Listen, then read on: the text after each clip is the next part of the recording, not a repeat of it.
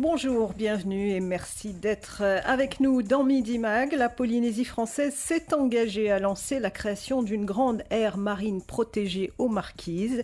C'était en octobre 2013 à Marseille lors d'un congrès mondial. S'en était suivie la phase de collecte et de synthèse de données nécessaires à cette démarche. Aujourd'hui, le gouvernement entame la dernière phase de ce programme, une phase de concertation qui devrait clore l'opération. On en parle avec nos deux invités. Sophie Dorothée Duron, chef de l'Agence des aires marines protégées de l'antenne Polynésie. Bonjour Sophie. Bonjour. Et Pascal Hérel Atoukou, responsable du dossier Marquise UNESCO et membre de l'ONG Motu Haka. Bonjour Pascal. Alors merci à vous deux d'être avec nous aujourd'hui. Tout d'abord, soyons un peu pédagogiques si vous le voulez bien. Sophie, je vais m'adresser à vous. Est-ce qu'on peut donner la définition exacte d'une aire marine protégée ? Vous êtes bien placé pour nous la donner, je pense. Donc, c'est l'UICN, l'Union internationale pour la conservation de la nature, qui donne cette définition, qui dit qu'une aire marine protégée, c'est un terme générique qui concerne un espace qui va être clairement défini, sur lequel on va mettre en place une gestion pour conserver la nature et tous les services qu'elle rend. Et par service, on entend services économiques, mais aussi culturels. Donc ça, c'est vraiment la définition générique des aires marines protégées. C'est sans limite. Oui. Un espace en mer. Oui, en mer, pardon, oui, bien sûr. On essaye de...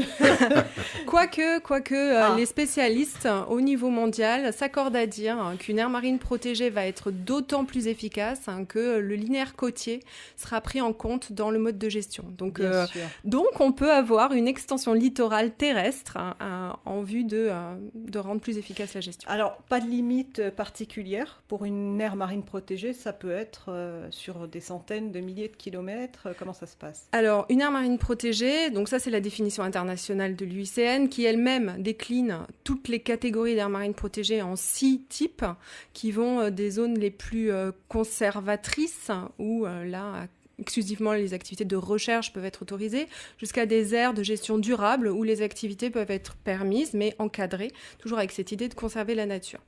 Ensuite, les États... partout dans le monde ont décliné ce concept dans plein de statuts juridiques qui vont des petites zones protégées, des réserves, des petites réserves, mais ça peut être aussi de très grands espaces, des États comme les Cook ou encore l'Australie. Récemment, la Nouvelle-Calédonie viennent de créer des très grandes aires marines protégées à l'échelle de plus de 100 000 km² à chaque fois. Donc la réalité des aires marines protégées, elle est extrêmement diverse et à chaque fois, elle tient compte du territoire sur lequel elle va s'implanter. C'est vraiment, je pense, la caractéristique première d'une aire marine protégée, c'est vraiment un projet de territoire. Aucune ne se ressemble. Ça veut dire beaucoup d'études au préalable. Donc c'est généralement une aire marine protégée, on ne va pas la mettre en place n'importe où, ni n'importe comment, parce que c'est de l'argent, souvent, qu'il soit public ou privé, donc il faut employer au mieux l'argent et en général, on cible la mise en place d'aires marines protégées sur des zones d'importance pour la nature. Donc ça peut être des sites de hotspots, c'est des termes qu'on emploie pour dire des zones de biodiversité importantes, des zones sur lesquelles on va avoir des espèces remarquables, endémiques, des zones qui vont avoir une importance pour que le milieu fonctionne bien. Donc une aire marine protégée, elle ne se met pas en place n'importe où. C'est vraiment un lieu qu'on va choisir grâce à des études, tout à fait, des études scientifiques, mais également grâce aussi aux connaissances des populations. Il y a des aires marines protégées qui se mettent en place parce que des communautés ont des connaissances très particulières sur des sites et qui permettent de déclencher la mise en place d'une aire marine protégée.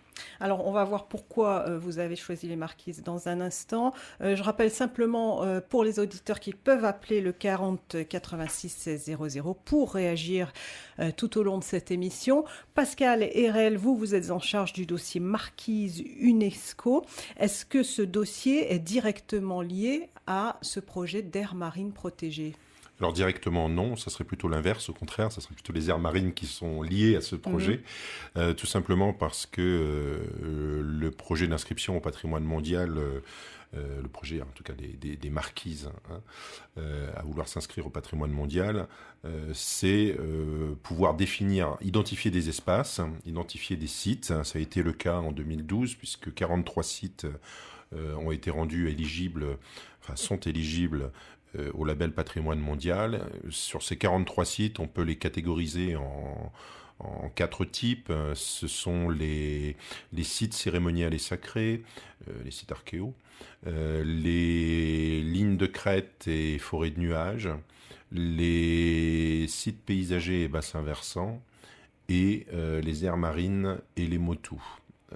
Et donc, une fois qu'on a identifié ces sites, il faut pouvoir aussi définir une gestion.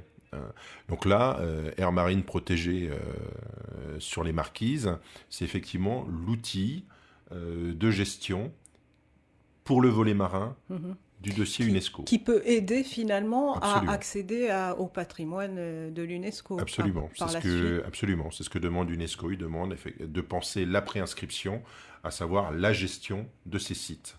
Et pour le volet marin, c'est l'outil aire marine protégée.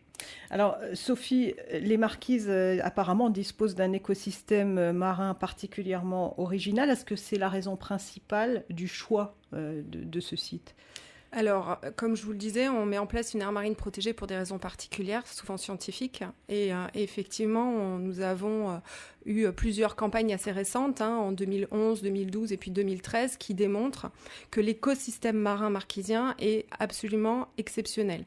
Exceptionnel parce qu'il est atypique. Atypique, c'est-à-dire qu'il ne ressemble à aucun autre écosystème dans le monde.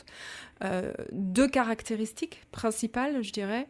La première, c'est qu'il est caractérisé par énormément d'endémismes, c'est-à-dire des espèces uniques qui n'existent qu'aux Marquises. Donc ça, c'est vraiment une caractéristique de la zone des Marquises. Sans doute, ça pourrait s'expliquer parce que les Marquises sont l'archipel le plus éloigné de tout continent au monde, et que généralement, c'est cette caractéristique-là qui fait qu'on a de l'endémisme. Et la deuxième caractéristique, c'est que les Marquises constituent une oasis de vie au milieu du Pacifique. Donc le Pacifique Sud est réputé pauvre en plancton. Il est riche au niveau de l'équateur et au niveau des pôles, mais au niveau de la masse du Pacifique Sud, c'est très pauvre. Or, il y a un phénomène qui est absolument presque inexpliqué encore pour les chercheurs. Au niveau des marquises, il y a une productivité de plancton absolument extraordinaire. Donc, on a une concentration de nourriture, que ce soit phyto ou zooplancton, qui génère toute une vie. C'est-à-dire qu'ensuite, on a toute la chaîne alimentaire qui se décline, des plus petits poissons jusqu'aux grands prédateurs, mammifères marins, etc., en très grand nombre. Donc marquise, c'est vraiment les 2 caractéristiques qui font qu'on est sur quelque chose d'assez exceptionnel. Vous parliez des espèces endémiques, vous pouvez nous en citer une ou 2 ou... Alors, ce qui est difficile pour certaines... Alors, je n'ai pas effectivement en mémoire les noms de toutes les espèces endémiques, mais ne serait-ce que la dernière campagne Pacai Temoana qui a lieu en 2012, pour les poissons côtiers, les chercheurs ont identifié potentiellement 20 nouvelles espèces que sur la catégorie des poissons côtiers. Tous les noms ne sont pas encore sortis puisque c'est assez long. Lorsqu'on pense trouver une espèce unique au monde, il y a tout un processus d'analyse derrière et les noms ne sortent qu'au bout de ce processus. Donc, pour l'instant, je sais qu'un crabe a été, donc là c'est la catégorie des crabes, a été identifié, mais donc énormément de nouvelles espèces. Une raie. Des raies, voilà, etc. Vous aviez annoncé, Pascal, une éventuelle inscription pour 2017 au patrimoine de l'UNESCO. Où est-ce qu'on en est aujourd'hui ? Alors, le dernier comité de pilotage présidé par le chef du gouvernement et le haut-commissaire a eu lieu en février de cette année. Les Marquisiens ont demandé 2 choses, à savoir la rédaction du document sur lequel on va être évalué, parce qu'au final, il faut donner quelque chose, il faut donner un document. Donc la rédaction de ce document et également les plans de gestion, la mise en place de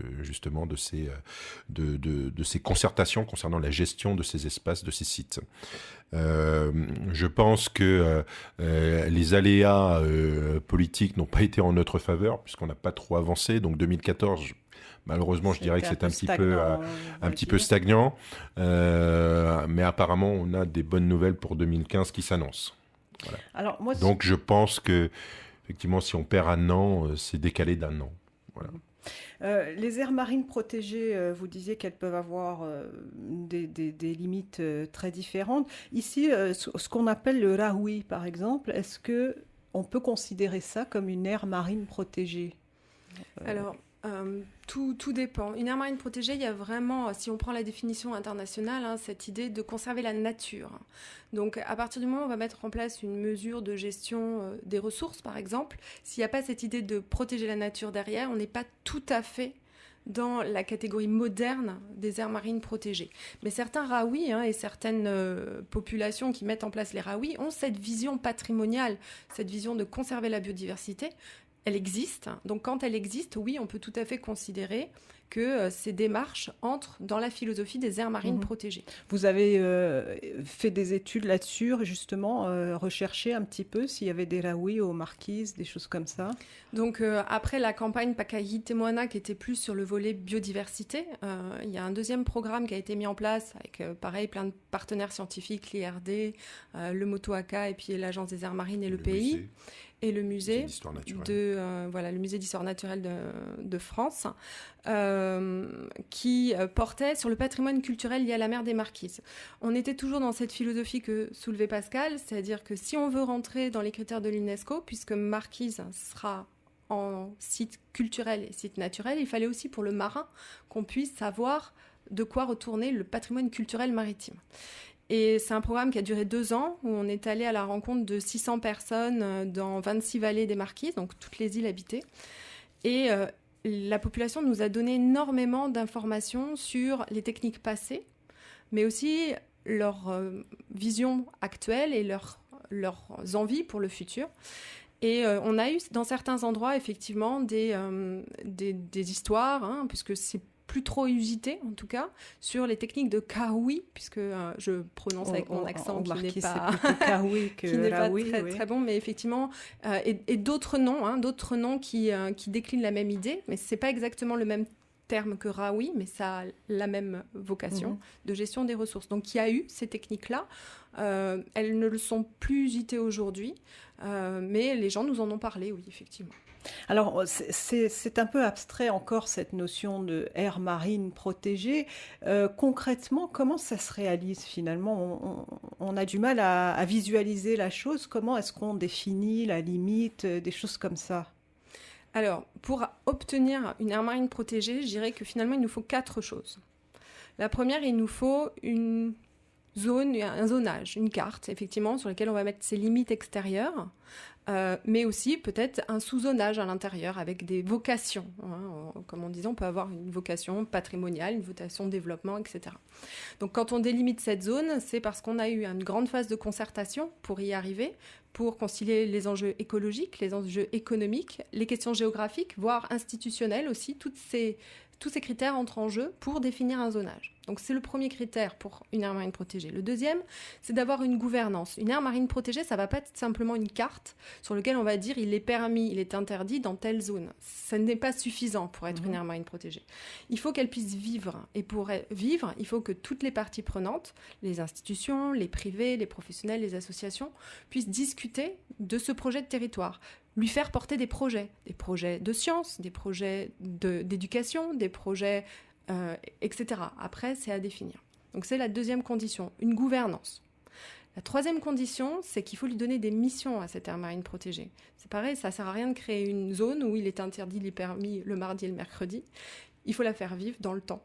Et il faut qu'elle ait des missions à remplir. Donc c'est la troisième condition.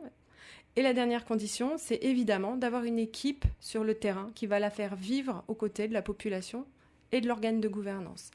Et c'est ces 4 points, donc le zonage, la gouvernance, les objectifs et la gestion, qui vont être justement discutés pendant les mois qui arrivent par ce comité de pilotage pour les Marquises. C'est donc ça le lancement de la phase de concertation dont il s'agit.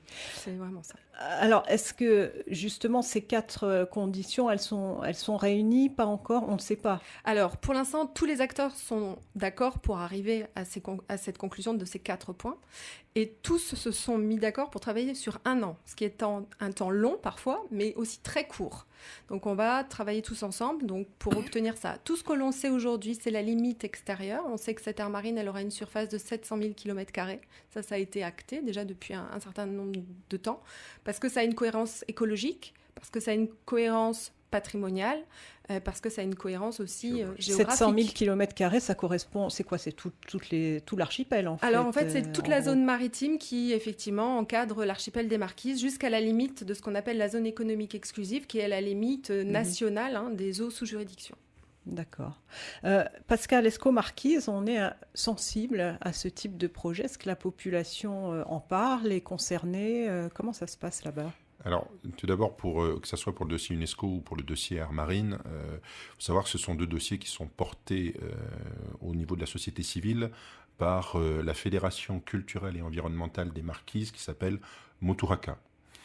Ça, c'est très important parce que elle a une légitimité qui date de 1978. C'est cette fameuse ONG dont vous faites partie. Voilà. Alors, cette fédération a notamment créé le Festival des Arts des Marquises, le Matava'a. Elle a créé également la première fédération des artisans aux Marquises. Elle a également créé l'Académie marquisienne. Donc, son rôle aujourd'hui, en tout cas ses missions, ont dépassé l'inventaire des premières heures, parce que pour protéger, valoriser un patrimoine, il faut savoir ce qu'on a. C'était effectivement au début des années 80. Ensuite, la valorisation s'est faite à travers les festivals. Et puis, aujourd'hui, cette notion d'inventaire, elle est plus menée par l'Académie.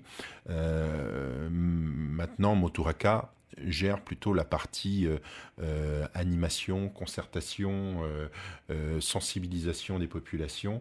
Et voilà, je pense que si aujourd'hui, effectivement, ça marche et le travail doit continuer, c'est parce qu'il y a eu une démarche à travers la société civile, grâce à Moturaka, qui a permis d'amener les messages là où il fallait, comme venait de le dire Sophie tout à l'heure.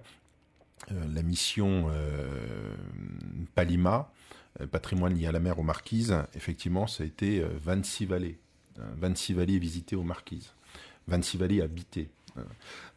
Donc c'est énormément de personnes de rencontrer, mais ça n'a pas été fait que pour Palima. Ça a été fait également pour l'inventaire biodiversité Pakaihitemwana. Ça a été fait pour la première mission Remoa, pour préparer également Pakaihitemwana. Enfin, c'est un travail de longue haleine. Et effectivement, si aujourd'hui les gens sont un peu plus dans ces notions-là concernés, c'est parce qu'il y a eu tout ce travail de fond qui se doit de perdurer. Alors, je voudrais qu'on revienne sur le choix des Marquises, parce qu'au départ, il y avait aussi peut-être une éventualité aux Australes. Là, on est sur une autre ONG apparemment qui s'occupe des Australes. Il y a une petite confusion dans l'information parce qu'on a une ONG qui s'appelle Pew qui est un petit peu concernée par les Australes, mais ça n'est pas du tout vous au niveau de l'Agence des aires marines protégées. C'est pas votre projet. Alors, je vais juste rappeler le cadre de l'intervention de l'Agence des aires marines. Donc, on est un établissement public d'État, mais qui travaille ici au profit du gouvernement dans le cadre d'une convention. Je rappelle que c'est vraiment le gouvernement de Polynésie française qui détient la compétence en matière d'environnement et d'aires marines protégées. Donc, dans ce cadre-là, un des premiers travaux que le gouvernement a demandé à l'Agence des aires marines, ça a été de faire un diagnostic sur l'ensemble des eaux polynésiennes qui s'appelait l'analyse écorégionale marine de Polynésie. Ce document est sorti en 2009. Outre le fait qu'avec tous les parties prenantes, scientifiques, privées, élus, institutionnels, a été dégagé un réseau intéressant de création d'aires marines protégées côtières. Donc, il y a tout un zonage qui a été proposé pour des zones côtières. Pour les zones, on va dire, hauturières, les zones un peu du large, cette analyse, ce travail, qui avait rassemblé beaucoup de personnes, avait envisagé de dire, voilà, il y a deux zones dont la biodiversité semble très intéressante et qui mériteraient peut-être plus d'investigation pour savoir si une aire marine protégée peut y être mise en place. Et ces deux zones, c'était Rapa, donc dans l'archipel des Australes, et les Marquises. Et le gouvernement a souhaité, pour le travail de l'Agence des aires marines, qu'on travaille sur des campagnes scientifiques, d'abord sur les Marquises, parce qu'il y avait le processus d'inscription au patrimoine mondial. Parce qu'évidemment, encore une fois, ce sont des moyens à déployer, des moyens financiers très importants.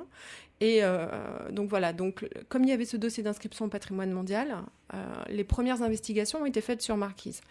Et elles ont déterminé que le patrimoine naturel et culturel était exceptionnel. D'où, on va dire, je schématise très rapidement, mais d'où la décision du gouvernement de lancer une phase de création aux Marquises. Pour l'instant, le gouvernement n'a pas pris de décision pour créer d'autres grandes aires marines protégées.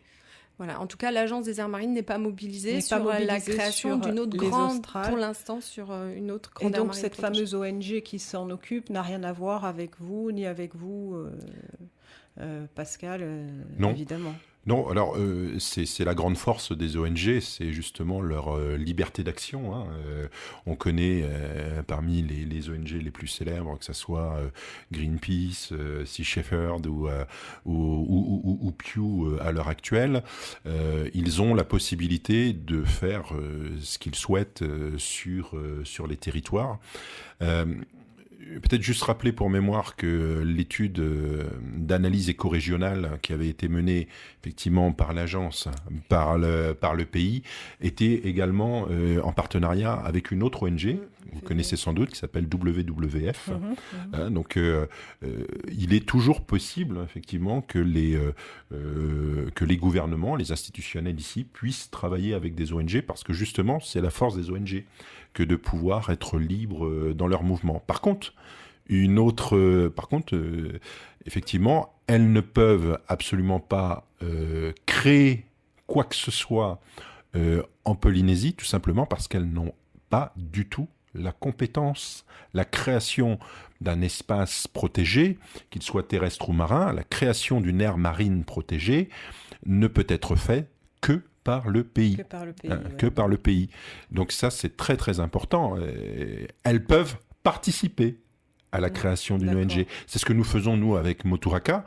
On représente la société civile, on participe à cette création. Voilà, on peut faire des études, on peut communiquer, mais on peut en aucun cas, effectivement, la créer. En tout cas, pas tout seul. On peut participer à sa création. Alors, je voudrais qu'on revienne sur le financement. Vous avez parlé du financement tout à l'heure. Alors, qui finance finalement tout ce projet ? Exactement. Alors, ce sont des financements croisés pour l'instant, on va dire, par la Polynésie française, l'État évidemment, et les communes contribuent beaucoup d'un point de vue matériel, donc ça, il faut le souligner, même si elles n'ont pas forcément tout le temps de compétences en mer. Les communes, en tout cas sur le projet des Marquises, se sont beaucoup investies sur les projets, soit d'études, soit même aujourd'hui quand on va rentrer dans la phase de création. Et puis également, quand on va lancer des programmes de recherche, il y a des structures privées comme des associations, des fonds qui permettent de cofinancer des études scientifiques, etc. En l'occurrence, pour Palima, je vais donner un exemple. Il y a eu un apport financier de la Fondation de France, qui est une fondation qui s'occupe des patrimoines et de la gestion des mers et des littoraux. Donc voilà, donc c'est un exemple. Donc ce sont, on va dire généralement, quasiment toujours des financements croisés, publics et privés. D'accord. Vous dites qu'on entre dans la phase de concertation. Alors quand on entend concertation, on a l'impression que finalement c'est le début du projet. C'est pour ça que ça m'a un petit peu interpellée, parce que je me suis dit, mais la phase de concertation, elle n'a pas déjà été faite, cette concertation ? Alors, on va dire, si vous voulez, il y a peut-être 2 niveaux de concertation. À ce moment-là, il y a la concertation qui va dire qu'au départ, on est tous d'accord pour aller sur ce projet-là d'aire marine protégée. Et ça a déjà été fait depuis un petit moment, puisque les maires se sont déjà engagés pour soutenir ces projets-là. Le gouvernement a fait une annonce, l'État a affiché son soutien, etc. Donc, si vous voulez, sur la partie « on est tous d'accord pour y aller », ça a déjà été fait. Maintenant, c'est sur les choses plus fines, qui sont les missions qu'on va confier à cette aire marine protégée, les prioriser. Et donc ça nécessite que l'ensemble des parties prenantes puissent hiérarchiser ensemble, autour de la même table, littéralement, les missions qu'on va confier à cette aire marine protégée. Et quand on dit que on est la phase finale, ça peut se faire parce qu'on a déjà synthétisé toute la donnée précédemment. Et que je dirais que c'est plus, si j'ose dire, même si c'est pas tout à fait ça, c'est la phase qui va vraiment clôturer le processus, puisque à la fin, on aura vraiment l'architecture complète de l'aire protégée. Et c'est une phase qui va durer 1 an. Elle est prévue pour donner 1 an, oui. Concrètement, elle se définit comment ? C'est des réunions ? Alors en fait, le gouvernement a choisi avec les membres du comité de pilotage de s'articuler sur 3 niveaux. Le premier, c'est évidemment ce comité de pilotage qui rassemble États, pays, communes, représentants professionnels et sociétés civiles. Donc, il y a une vingtaine de membres. Ensuite, le deuxième pilier, c'est les comités de gestion des îles Marquises. Et là, je laisserai aussi Pascal présenter cela, mais des comités de gestion des patrimoines ont été mis en place pour le dossier UNESCO dans chacune des îles, qui représentent la société civile, les forces vives de chacune des îles. Donc, eux aussi vont donner toutes leurs orientations sur ce projet-là d'archipel. On est bien d'accord qu'on parle d'un niveau d'archipel. Et en parallèle, on aura des réunions thématiques et techniques avec tous les secteurs d'activité. Le secteur scientifique, le secteur des transports, le secteur des pêches maritimes, le secteur, etc., du nautisme, etc. Voilà, donc ça va s'articuler sur ces 3 piliers. En gros, combien de personnes travaillent là-dessus d'un point de vue logistique, c'est lourd, hein? Alors, je dirais pas que c'est lourd, parce que je voudrais pas qu'on croie que c'est un processus, on va dire oui, pesant. Mais effectivement, il y a beaucoup de monde. Ça mobilise les services du pays, chacun dans leur thématique. Ça mobilise les services de l'État aussi, chacun dans leur thématique. Ça mobilise les services de l'Agence des aires marines protégées. Ça mobilise les comités de gestion marquises. Ça mobilise Motuaka, les maires. Donc ça mobilise, mais chacun à son niveau. Ce qui est intéressant, c'est que chacun, dans son cadre de compétences, va pouvoir... peut travailler individuellement. Exactement. Et ensuite on réunit tout ça. C'est exactement ça. C'est une grosse salade de fruits. Et je dirais que c'est ce qui est aussi très beau, et je laisserai aussi Pascal en parler, c'est... ce parcours qu'on va faire tous ensemble, qu'on a déjà commencé à faire, et d'apprendre aussi à se connaître. C'est-à-dire que d'un moment, il y a les pêcheurs qui vont travailler avec les scientifiques qui vont travailler avec la population, les maires qui vont travailler avec la surveillance, l'action de l'État en mer. Et je dirais que ça fait des rencontres aussi et une meilleure connaissance de tous les acteurs qui interagissent, parfois sans se connaître, sur un même territoire. Pascal, justement, là-dessus... à l'instar du dossier UNESCO... Air Marine, c'est pas uniquement un dossier d'aménagement du territoire, c'est aussi un projet structurant. Comme vient de le rappeler effectivement Sophie, c'est avoir la chance et l'opportunité de pouvoir parler tous ensemble et puis d'essayer d'accorder au mieux ces instruments pour avoir au final le plus beau concerto. Concrètement, qu'est-ce que ça va apporter au pays? Quels sont les enjeux de cette création d'une aire marine protégée? Ce sont des enjeux écologiques, bien sûr. Est-ce qu'il y a des enjeux touristiques? Est-ce qu'il y a d'autres... Alors, évidemment, une aire marine protégée, je dirais aussi qu'elle apporte que ce qu'on met à l'intérieur. C'est-à-dire que tout dépendra les objectifs que les partenaires mettront à son actif.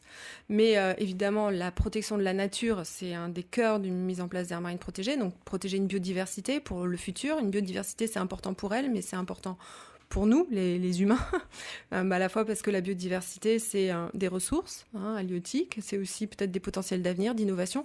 Enfin, les déclinaisons sont vraiment importantes. C'est aussi évidemment des enjeux économiques, halieutiques, une gestion durable des pêches, ça rentre souvent dans les objectifs d'une aire marine protégée, des objectifs de science. C'est mieux connaître un espace, c'est avancer dans la recherche et l'innovation. Donc tout ça, une aire marine peut, on va dire, le porter. Après, c'est aussi structuré, comme disait Pascal, autour de métiers. Donc, à la fois parce qu'il y aura une équipe, évidemment, pour l'aire marine protégée, mais il y aura aussi, derrière, toutes des panoplies de métiers liés à la mer qui pourront naître sur le territoire sur lequel elle va être implantée, liés au tourisme, à l'écotourisme, au tourisme peut-être nautique durable, etc. Les déclinaisons peuvent être très importantes. Le tourisme, vous avez raison, au niveau international, surtout des très grands projets comme celui des Marquises et en plus couplé à une labellisation UNESCO, ça peut attirer, sont de nature à promouvoir la destination touristique polynésienne, parce qu'on sait que ça va bien au-delà généralement que du territoire simplement sur lequel est mis en place l'aire marine. Mais là, on est clairement, bien sûr, ce sont des labels, bien sûr. C'est un gage de qualité. Et ça, aujourd'hui, les gens et les touristes au niveau mondial recherchent la qualité, les endroits un peu exceptionnels. Alors, est-ce qu'il y a eu des difficultés rencontrées pour justement ce projet? Par exemple, les pêcheurs qui peuvent redouter qu'on les empêche de pêcher dans telle zone. On sait que la pêche, c'est quand même quelque chose d'assez essentiel ici. Est-ce qu'il y a des résistances? Est-ce qu'il y a des choses comme ça?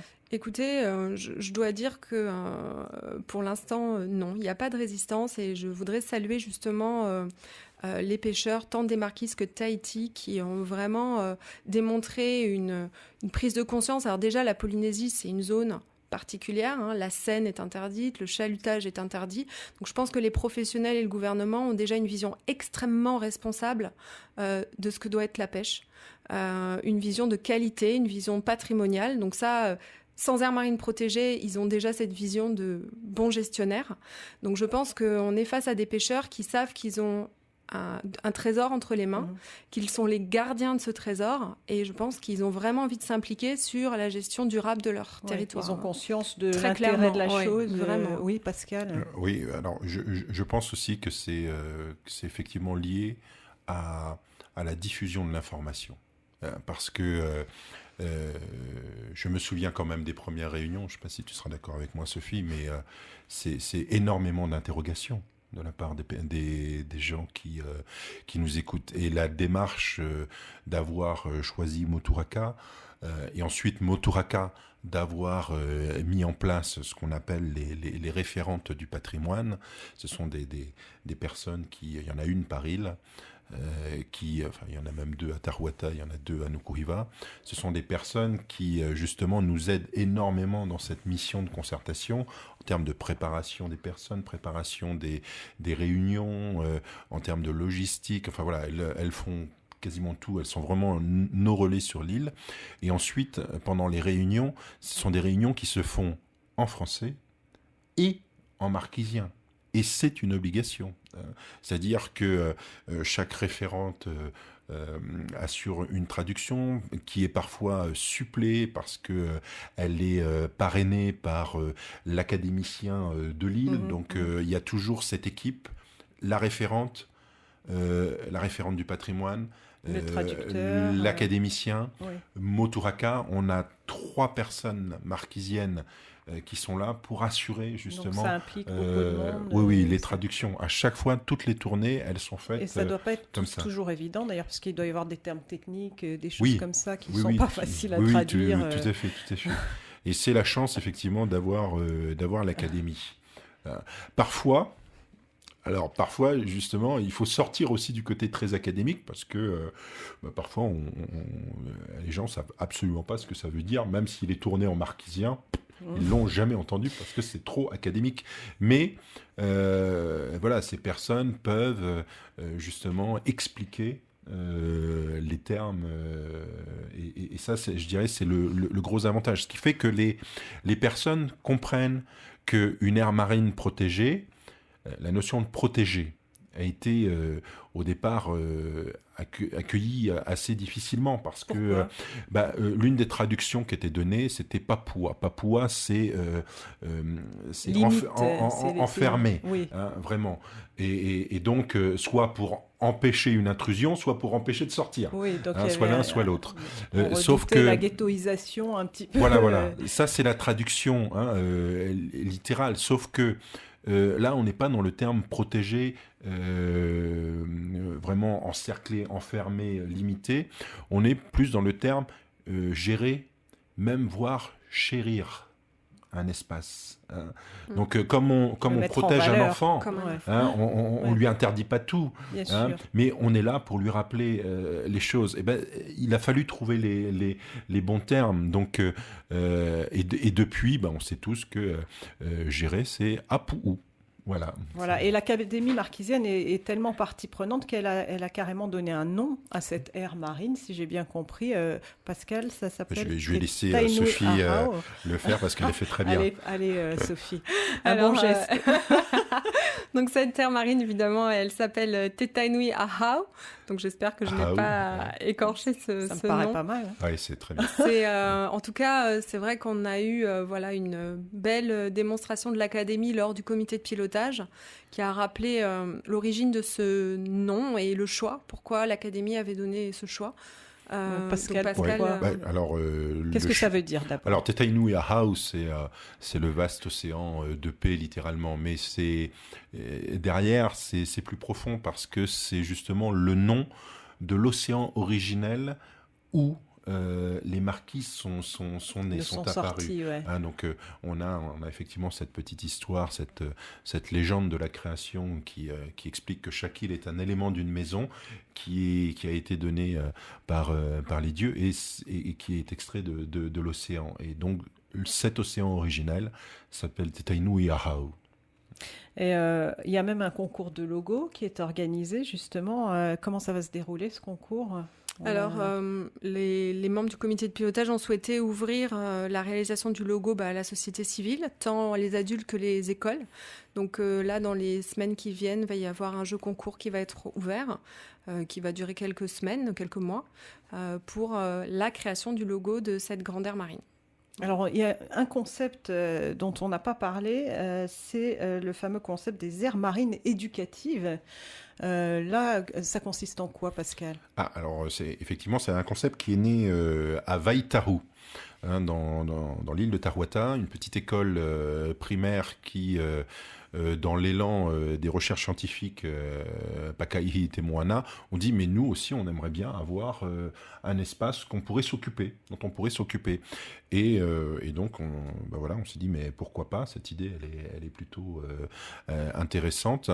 Et le gouvernement a trouvé ça même vraiment très, très, très intéressant, si bien que au mois d'août dernier, c'est Air Marine Éducative, le concept Air Marine Éducative était né au sein du gouvernement. Il l'avait acté et lancé la phase pilote sur l'archipel des Marquises, étant donné que c'était né là-bas. Donc on a aujourd'hui 6 aires marines éducatives, une sur chaque île des Marquises, chaque île habitée des Marquises. Et donc le but du jeu, c'est une école qui gère un espace marin. Alors, plutôt proche côtier, littoral. Oui. C'est des petits espaces. Et donc, tout comme pour les grands, ça va être à eux de savoir ce qu'ils vont faire, leur donner les objectifs dont parlait Sophie tout à l'heure. Ça les responsabilise énormément, mais c'est en termes d'éducation, et on a eu la chance il y a 2 semaines effectivement de faire une tournée avec l'inspecteur pédagogique des Marquises, qui est vraiment partie prenante avec également la direction générale de l'éducation et des enseignements, qui ont vraiment été porteurs dans ce projet. Et alors, son explication, elle est assez simple, c'est faire l'école autrement. Faire l'école autrement, c'est-à-dire à partir d'un projet, on fait les mêmes enseignements. Alors, Air Marine Éducative, comme disait Sophie tout à l'heure, c'est un zonage, c'est une zone géographique, donc on fait de la géographie. C'est un zonage, un périmètre, donc on fait des mathématiques. Il faut l'expliquer, ce périmètre. Il faut décrire. Donc, on fait du français. Et puis, qu'est-ce qu'il y a à l'intérieur ? Alors, évidemment, il y a de la vie. On fait de la biologie. On fait des sciences et vie de la Terre. Il y a du vocabulaire. Il y a plein de choses. Et puis, on fait également du marquisien, parce qu'il ne s'agit pas de le faire simplement en français. D'ailleurs, c'est en français, en marquisien et également un petit peu en anglais. Donc, aujourd'hui, ces 6 écoles ont toutes des projets différents. D'ailleurs, c'est assez intéressant. Ça peut partir à Ouapo du sentier littoral. Ça peut être des chants, des danses sur Vaitaru. Ça peut être également une zone plutôt plus scientifique sur Hanayapa. Chaque aire marine, chaque école a décidé de porter son projet différemment. Et lundi dernier, l'école qui s'occupe de l'aire marine de Hanayapa à Hivaoa a remis à Monsieur le maire sa demande officielle pour pouvoir s'occuper de ce petit espace côtier. Et donc, Monsieur le maire nous a expliqué qu'il... Alors, pas tout à fait, c'est la deuxième, parce qu'il y a déjà eu, comme le concept était né à Vaitaru, à Tarouata, la première demande s'est faite là. Là, c'est la deuxième, donc on est très très content de cela. Et le maire donc a expliqué qu'il acterait ça en délibération au sein du prochain conseil municipal. Alors, en conclusion, cette création d'une aire marine protégée, c'est vraiment tout bénef, Sophie. C'est écologique, économique, éducatif. On peut dire que c'est carrément génial, non, pour le pays finalement. Écoutez, j'espère que l'avenir nous confirmera dans cette dimension. En tout cas, les organismes internationaux le disent partout, que les aires marines sont des outils. Elles font leurs preuves ailleurs, justement. Il y en a énormément qui ont été créées depuis longtemps, qui font leurs preuves en restauration écologique, en apport économique dans les zones alentours. Donc ils encouragent de plus en plus cette création. Donc là, pour les chiffres, par exemple, c'est minimum 10% de la surface des océans classée en aire marine protégée d'ici 2020. C'est le minimum que les scientifiques recommandent pour garder la planète durable. Et aujourd'hui, on en est à... On est dans 1%. Ah oui, là, on en est loin. Ouais, on en est encore loin, malgré les efforts. Et vraiment, je voudrais féliciter la Calédonie, qui a créé une aire marine d'1,3 million de kilomètres carrés. Il y a un grand lagon aussi. Le lagon, mais là, c'est carrément... C'est 1,4 million. Donc, on est vraiment sur une zone immense. Les Cook aussi, Palau aussi. C'est vrai que là, les États-Unis viennent aussi d'étendre des réserves dans l'océan Pacifique. Je crois qu'il y a vraiment une grande marche mondiale vers cette... C'est en train de prendre un peu d'ampleur. Vraiment. Et tant mieux si ça peut porter des projets de territoire, tant mieux si ça apporte de la structuration sur l'éducation, les métiers de la mer. Et justement, des projets de territoire comme le patrimoine de l'UNESCO, on va dire que c'est aussi un apport pour arriver enfin à cette inscription. Oui, je vois qu'effectivement, déjà sur le marin, c'est quelque chose qui est très lourd. Le dossier des marquises, c'est aussi du terrestre. Ouais. Donc, alors, on a un peu plus de chance parce qu'on a beaucoup de données quand même sur tout ce qui est culturel et naturel sur le terrestre. Donc, on a peut-être cette partie-là qui sera moins à faire. Mais la phase de concertation, ce sera exactement la même démarche que celle du marin. Je voulais impérativement rajouter que pour les aires marines éducatives, on doit participer. On participe au congrès international des parcs au mois de novembre avec le gouvernement, avec les maires marquisiens, avec Moturaka, à ce grand congrès, et avec une petite qui s'appelle Uenui, et qui nous vient de Vaitaru, qui a été une des créatrices de la première aire marine éducative. Et cette jeune fille qui est en 4e aujourd'hui, elle sera avec nous. Elle aura un rôle très important puisqu'elle sera ambassadrice, pas simplement pour les Marquises, pas simplement pour la Polynésie française, mais pour le niveau national. Et elle aura pas mal de travail, et notamment c'est elle qui va ouvrir, grâce à un tapa-tapa, le Orero marquisien, le salon du Pacifique. Et ça, c'est vraiment le petit plus. Et on est très très fiers d'elle. En tout cas, merci beaucoup à tous les deux d'avoir participé à cette émission. On constate que vous faites un travail complémentaire tous les deux. On vous souhaite bonne chance dans votre initiative. Merci beaucoup, c'est la fin de ce Midi Mag et très bel après-midi à tous.